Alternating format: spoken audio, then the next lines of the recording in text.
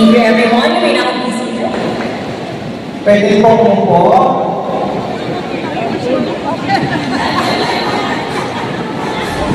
Invocation pa pala, invocation. Magsimakbayo tayo ulit. Pasensya na ha, nakakalimutan. Mayupo tayo para sa ating invocation. Prayer, prayer.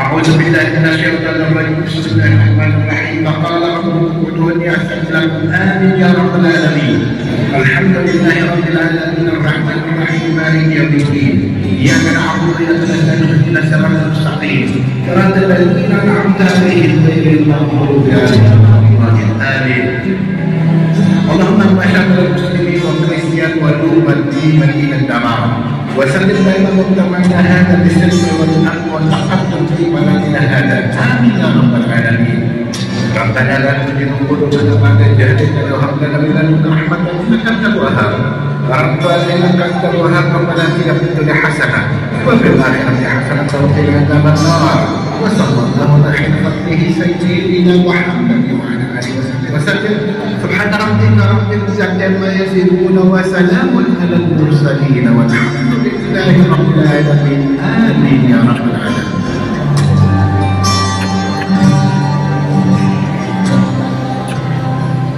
In the name of the Father, Son, and Holy Spirit.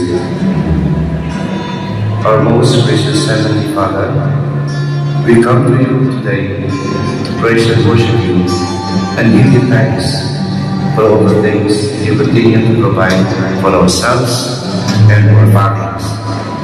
Father, we have to ask for forgiveness for all the times we have offended you. When we forget some families and cousins in the image of our brothers and sisters, and for moments we fail to be good stewards of the blessings you have given us. Continue to guide and protect each one of us, Lord, that we may always walk in the light of your everlasting love and mercy.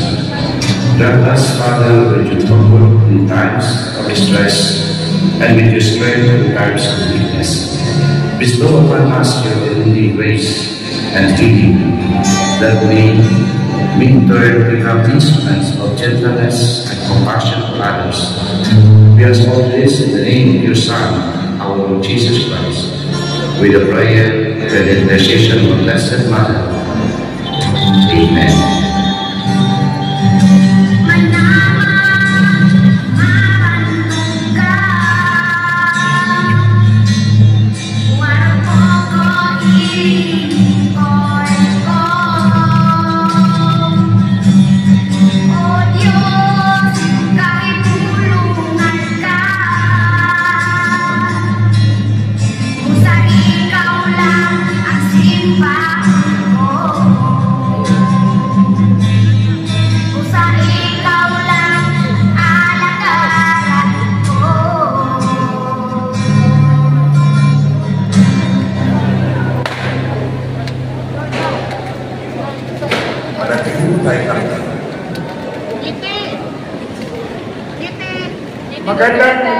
hapon po sa inyo lahat.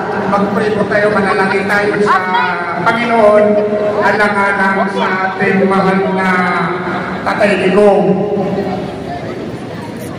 Bring him. Wakala rapo komodo niya sa libla po amin ya Rabbal Alamin.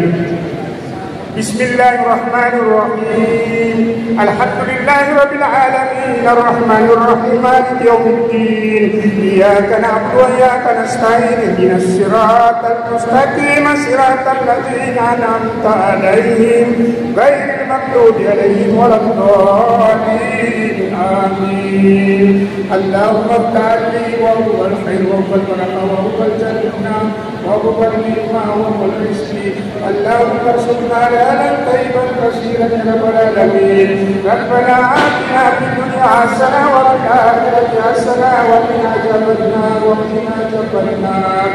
Ya Allah, ya Sisyabar, ya Rabbal Alamin. Panginoon ako rin ang Panginoon na hindi po kami ng mga taga-suporta ni Tatay Digong. Sana po ibalik po sa Pilipinas ang aming mahal na Pangulo. At ilayo mo sa anumang klaseng kapahamakan at kanyang mga pamilya. Bigay mo ng lakas at gabayan mo po kami lahat. At sana po ay magkaisa ang aming panalangin na tagapin mo po na si mahal na PRRD ay may balik na safe sa aming bansang Pilipinas. Subhanakallah wa bihamdihi, asyhadu an la ilaha illa anta astaghfiruka wa atubu ilaik. Birahmatika, alhamdulillahi rabbil alamin. Maraming salamat po, Sir Suhaili Abango. Maraming salamat po. At para bigyan tayo ng mga opening remarks, palakpakan ng mga kaibigan para kay Ginoong Daniel Nobleza From Reforma Pilipinas. Hi! Hey na, hi! Hello! Happy birthday, Tatay Digong! Solido pa rin ba ang mga DPS? Ang sabi nila, maingay lang daw tayo.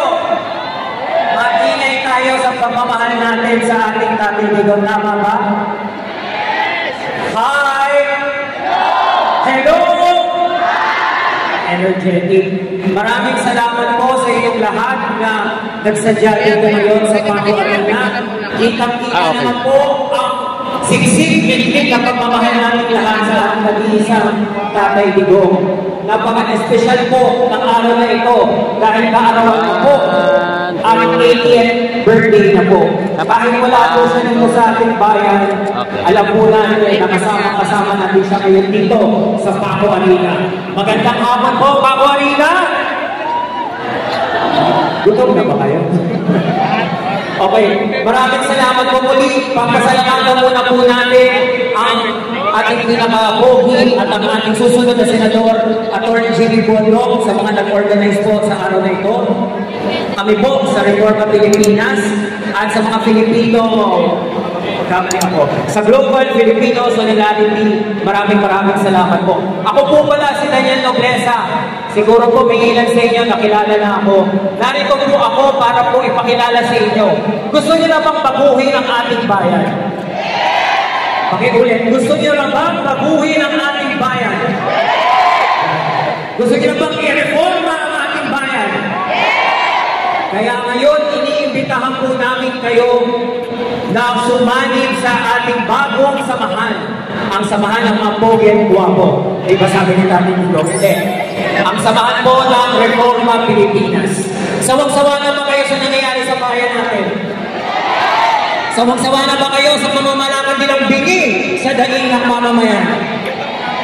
Kaya nga, narito po ang Reforma Pilipinas. Kayo po ay lahat ay magiging kasapi ng Reforma Pilipinas dahil ang gusto po natin ay baguhin natin ang mga mali na kagawian po sa ating pamahalaan. Ito po ay sa gitna ng matagal ng suliranin ng kapitalian, mahinang pamamahala at kawalan ng tunay na representasyon ng mga mamamayan. Isinilang po ang ating grupo, ang Reforma Pilipinas. Isang pinisa na naglalayong magdala ng makabuluhan at ng mga matagalang pagbabago sa sistemang pangpolitika, pang-ekonomiya at panglipunan ng bansa.